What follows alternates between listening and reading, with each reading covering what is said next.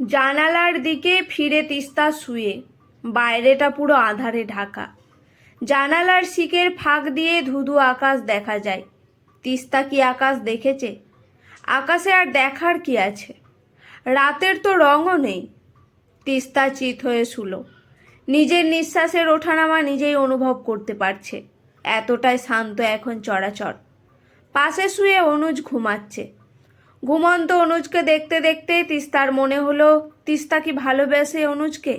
বিয়ে করেছিল জেদ করে। জেদ করে বিয়ে, প্রেম করে নয়। অনুজ ভাবে প্রেমের বিয়ে, সবাইকে বলে লাভ ম্যারেজ।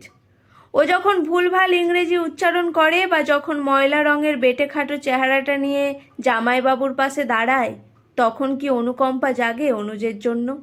না নিজের জন্য? মা যখন আজ বিকেলে তিস্তার গালে হাত রাখলো, চোখটা আপনা আপনি জলে ভরে গেল। মা যখন বলল, কি চেহারা করেছিস তিতু, খুব খাটতে হয় বল।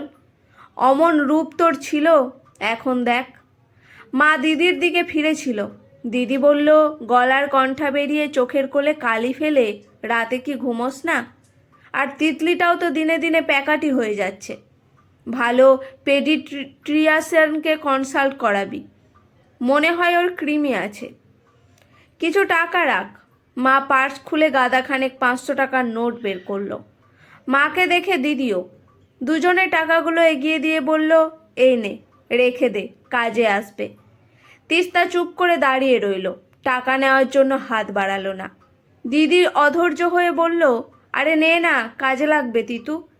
তিস্তা আসতে বলল, তোমরা যে টাকাগুলো আমায় দিচ্ছ তা বাবা আর জামাইবাবু জানে? দীর্ঘশ্বাস ফেলে মা বলল, তোর বাবার স্বভাব তো জানিস, তোর বিয়েটা তো উনি সাপোর্ট করেননি। এখন তিতলির এই 5 বছরের জন্মদিন হতে তোর বাড়িতে পা রাখলো। নইলে কি তিনি সেই মানুষ? বাবার মেজাজ কি জানিস না? তবে ও টাকা তুমি রেখে দাও মা। কেন? মা ভুরু কোচকালো।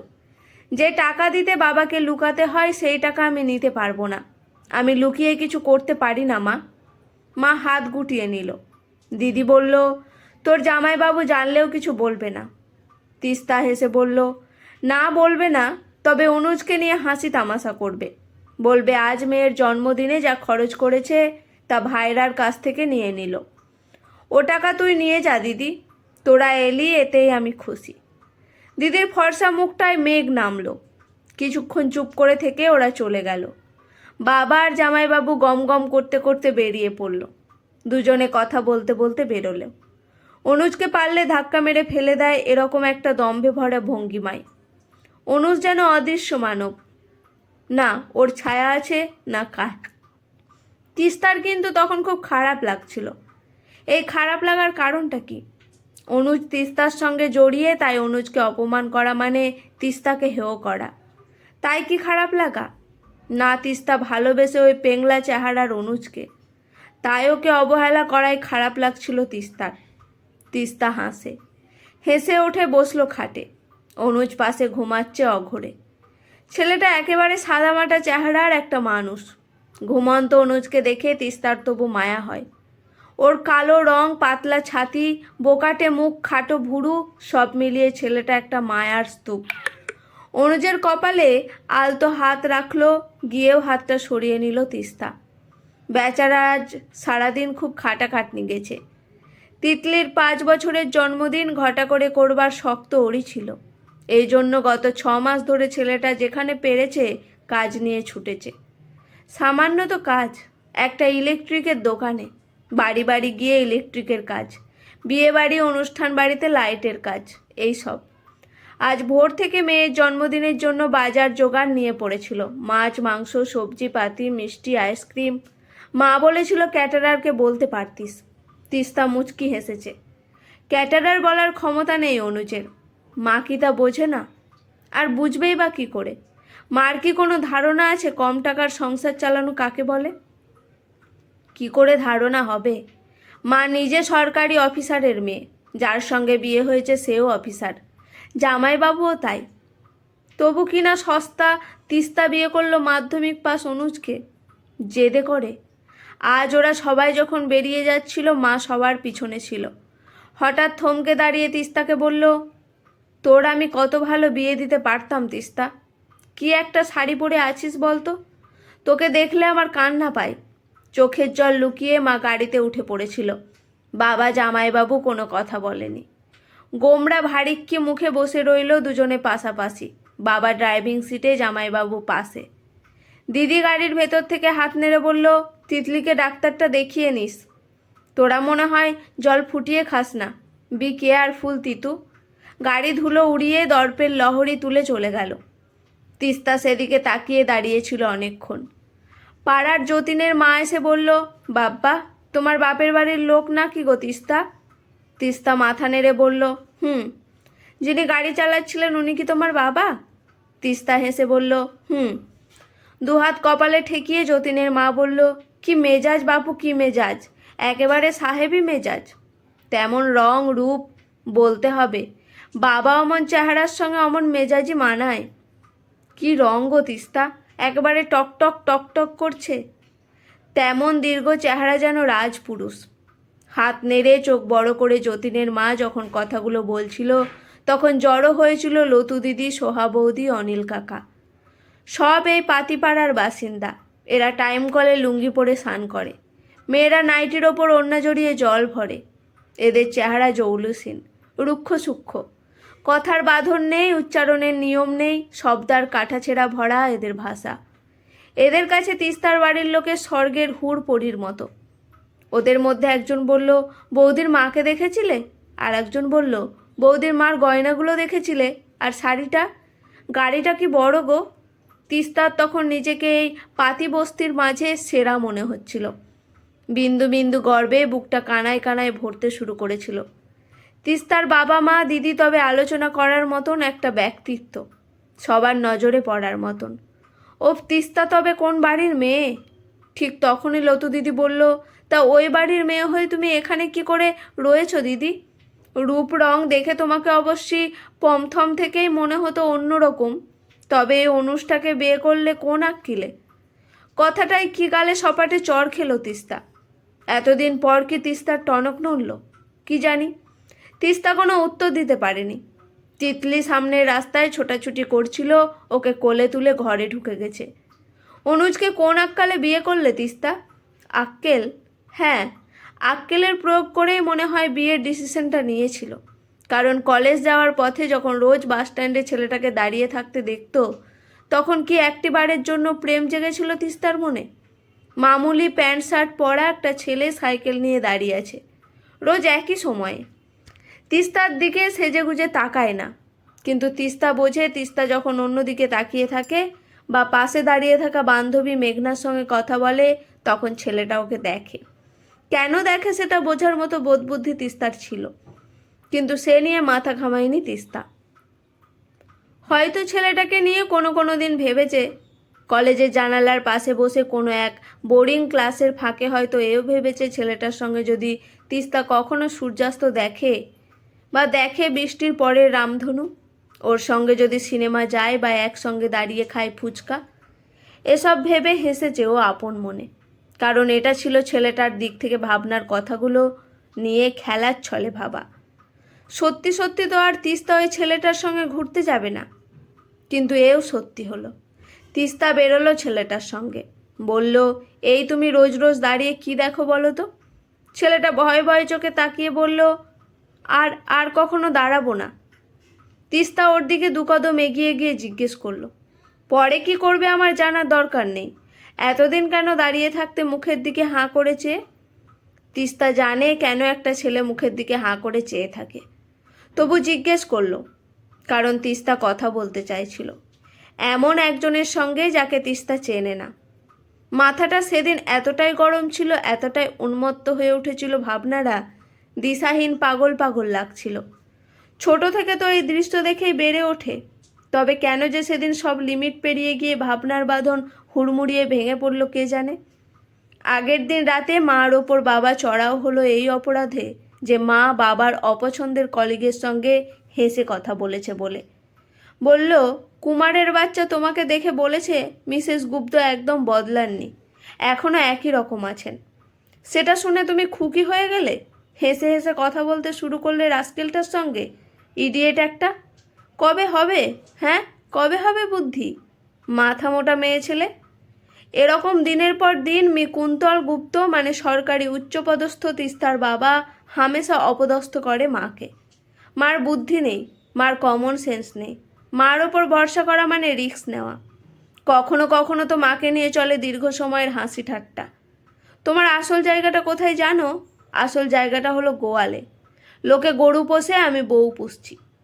মার দোষ ছিল, মা বাড়ির চাকরকে মাসের মাইনেটা অ্যাডভান্স দিয়েছিল। তার পরিবারের কেউ একজন অসুস্থ হয়েছে শুনে চাকরিটি মাইনে নিয়ে চম্পট দেয়। চাকরটি মার বিশ্বাসে ঘা মেরেছিল, তার জন্য মার স্থান হবে গোয়াল ঘরে। দিনের পর দিন মাকে অপদস্থ হতে দেখার পর শুরু হলো নতুন পর্ব, বা বলা যায় আগের পর্বের পুনরাবৃত্তি। দিদির বরটাও তাই। দিদিকে বলে, আমি না থাকলে তোমার কি হতো বলো দেখি? পড়াশোনা তো করেছো পেনের উল্টো দিক দিয়ে। একটা ব্যাংকের অ্যাকাউন্ট হ্যান্ডেল করতে গিয়ে ল্যাজে গবরে হয়ে যাচ্ছ। কি খেয়ে বড় হয়েছিলে? ঘাস। এরকম আরও দিদি এমএ পাস, তবু এসব শুনতে হয়। ব্যাংকের অ্যাকাউন্টে কেন তিস্তা জানে দিদি ব্যাংকের চাকরিতেই অতি সাবলীলভাবে করতে পারবে, কিন্তু জামাইবাবু ভয় দেখিয়ে দিদিকে অকেজো করে রাখতে চায়, যাতে দিদি কখনো উঠতে না পারে। সবসময় নির্ভরশীল হয়ে থাকে জামাইবাবুর ওপর। তাই পেটে অর্ধেক কথা আর মুখে অর্ধেক কথা রেখে কথা বলবে। সেই দিন থেকে যদি দিদি বার কয়েক প্রশ্ন জিজ্ঞেস করে, তখন দিদির আত্মবিশ্বাস টলানোর জন্য ক্রমাগত বিদ্রূপের বুলেট দাগবে। এসব দেখে দেখে মাথা জাম হয়ে আসছিল তিস্তার।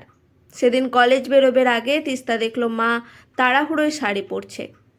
তিস্তা জিজ্ঞেস করলো, কোথায় যাচ্ছ? মা বলল, তোর পিসি শাশুড়ির পা মচকেছে, দেখতে যাচ্ছি। ভুরু কুচকে তিস্তা জানতে চাইলো, কিন্তু কাল থেকে যে বলছিলে তোমার শরীর খুব খারাপ, মাইগ্রেন পেন শুরু হয়েছে, এখন শরীর ঠিক হয়ে গেছে? বাইরের ঘর থেকে বাবা হুঙ্কার দিল, একজনকে দেখতে যাচ্ছ, দয়া করে সাজতে বসবে না। মা কানের দুলটা হাতে নিয়ে যেন ভাবতে বসলো পড়বে কিনা। দুলজোড়া ড্রেসিং টেবিলে রেখে ন্যাচারাল কালারের লিপস্টিকটা হাতে তুলেছে। তখন বাবা পর্দা সরিয়ে ঘরে ঢুকে মুখ চোখ খিচিয়ে বলল, কত সময় লাগে মানুষের তৈরি হতে? আশ্চর্য। মা লিপস্টিকটা রেখে সঙ্গে সঙ্গে বেরিয়ে গেল, আর বেরোবার আগে বলে গেল, শরীর তো ঠিক নেই রে মানা, কিন্তু তোর বাবার জেদ তো জানিস, যাবো মানে যেতেই হবে, কোনো অজুহাত চলবে না। তার অর্ডার না মানার উপায় আছে রে আমার? নইলে তোর পিসির শাশুড়ি আর আমার কে? যাক গিয়ে তুই ভাত খেয়ে কলেজে যাস। খিদে ছিল না তিস্তার। মাথা তখন দাও দাও করে জ্বলছে। সে সময় বাসস্ট্যান্ডে এসে ওই একইভাবে একই জায়গায় দণ্ডায়মান ছেলেটাকে দেখে জিজ্ঞেস করেছিল, সে রোজ কি দেখে। ছেলেটা সোজাসুজি তিস্তার দিকে তাকিয়ে বলল, আমার নাম অনুজ ঘোষ। বাড়ির অবস্থা তেমন ভালো নয় বলে বেশি দূর পড়তে পারিনি। আমি মাধ্যমিক পাস। একটা ইলেকট্রিকের দোকানে কাজ করি। জলদি হয়তো নিজের দোকান খুলবো। এত পর্যন্ত বলে অনুজ চুপ করে রইল। তিস্তা বিরক্ত মুখে বলল, দোকান খোল চাই কারখানা, তাতে আমার কি? আমাকে রোজ ফলো করছো কেন? জানো পুলিশে কমপ্লেন করলে তোমার জেলও হতে পারে। অনুজ ভয় পেল না, হাসলো। হাসিটা মিষ্টি ছিল অনুজের, এখনও আছে অবশ্য। অনুজ হেসে বলল, আমার আপনাকে ভালো লাগে, তাই রোজ আসি, রোজ দেখি, ব্যাস এইটুকুই। আপনি কলেজ চলে যান, তারপর আমি সোজা দোকান। আমার সারাদিনটা ভালো কাটে। যেদিন আপনি আসেন না, আমি আপনাকে দেখি না, সেদিনটা আমার খুব খারাপ যায়।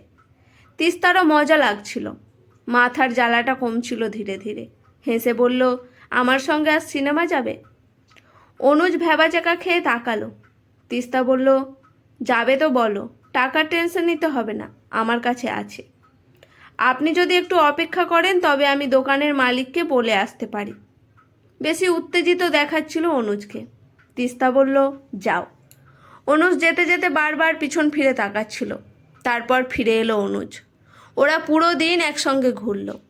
তারপর সপ্তাহে একদিন, তারপর রোজ। যে ঘটনা রোজ ঘটে তা সর্বসমক্ষে চলেও আসে। রাস্তা ক্রস করছিল দুজনে। বেশ বিজি ছিল রাস্তা। পরের পর গাড়ি ছোটাছুটি করছে। তিস্তার হাত ধরে অনুজ রাস্তা পার করছিল। সে দৃশ্য দেখলো তিস্তার দিদি তোরসা। বাড়ি পর্যন্ত খবরটা পৌঁছাতে দেরি হলো না। মা জিজ্ঞাসাবাদ শুরু করলো কড়া গলায়, ছেলেটাকে? কোন ছেলে? যতটা ঠান্ডা থাকা সম্ভব ততটা নিজেকে ঠান্ডা রেখে একেবারে নির্লিপ্ত গলায় তিস্তা বলল, মা ভুরু কুচকে বলল, তোরসা বলছিল তুই কোনো একটা ছেলের সঙ্গে রাস্তায় হাত ধরাধরি করে ছুটছিলি, এটা সত্যি? তিস্তা বলল, হুম। কে সে? কী নাম? কোথায় থাকে? কি করে? মা হুড়মুড় করে প্রশ্নের ঢল নামিয়ে দিল। কিছুক্ষণ চুপ করে থেকে তিস্তা বলল, ইলেকট্রিকের দোকানে কাজ করে। ছি, একটা অশিক্ষিত নিম্নরুচির ছেলের হাত ধরে ঘুরতে তোমার রুচিতে বাঁধল না? না। এই শিক্ষা পেয়েছো তুমি? তোমার বাবা জানলে তোমার কি করবে তোমার কোনো ধারণা আছে? মুখ তুলে তিস্তা তখন মার দিকে চেয়েছে। দু চোখ তখন গনগনে আগুনের তেজ। বলল, বাবা কি ভাবে তাতে আমার কিচ্ছু যায় আসে না মা। মা গালে ঠাঁটিয়ে একটা চড় থাপ্পড় বসালো। মুখটা একপাশে ঘুরে গেল তিস্তার। রাগে ফুঁসতে ফুঁসতে বলল, ওকেই আমি বিয়ে করব। আরেকটা থাপ্পড় পড়ল গালে। তিস্তা বলল, ও আমাকে গোয়ালে রেখে পোষার কথা স্বপ্নেও বলবে না মা। ও আমাকে পেয়ে ধন্য হয়ে যাবে। আমি ওর কাছে মূল্যবান, স্বপ্নের পরীর মতন। কি পেয়েছো তোমরা? দলা দলা গয়না, দামি দামি শাড়ি, গাড়িতে ঘোরাফেরা আর চাকর বাকরের সুখ, ভালো খাওয়া। তিস্তা তখন কাঁপছে, চোখ মুখ লাল করে কথাগুলো বলছে হাঁপিয়ে হাঁপিয়ে। কাঁদতে চাইছে কিন্তু কান্নাটা যেন বেরোচ্ছে না, শরীরের ভেতর গুমড়াচ্ছে, যেন ফাটিয়ে দেবে তিস্তাকে। তিস্তা চেঁচাচ্ছিল, সম্মান পেয়েছো মা, সম্মান? তোমরা মালিকের শাসনে বন্দি জীবন কাটাচ্ছ। তোমাদের কোনো সত্তা নেই, কোনো মত নেই, কোনো অস্তিত্ব নেই, কোনো মান নেই, কোনো অপমান নেই। আমি এরকম জীবন চাই না, চাই না, চাই না। বলতে বলতে করে কেঁদে ফেলেছিল তিস্তা। বাড়িতে নেমেছিল সম্মানের নিস্তব্ধতা। মা আর কথা বলেনি। তিস্তা তার কয়েকদিন পরে বিয়ে করে নেয় অনুজকে। বাবা ঘাড় ধাক্কা দিয়ে বের করে দিয়েছিল সালোয়ার কামিজ পরা, গলায় রজনীগন্ধার মালা ঝোলানো নব দম্পতিকে। বলেছিল, ফের যদি তোদের দেখি তবে জুতিয়ে মুখ ফাটিয়ে দেব। তারপর তো কেটে গেল 6-6টা বছর।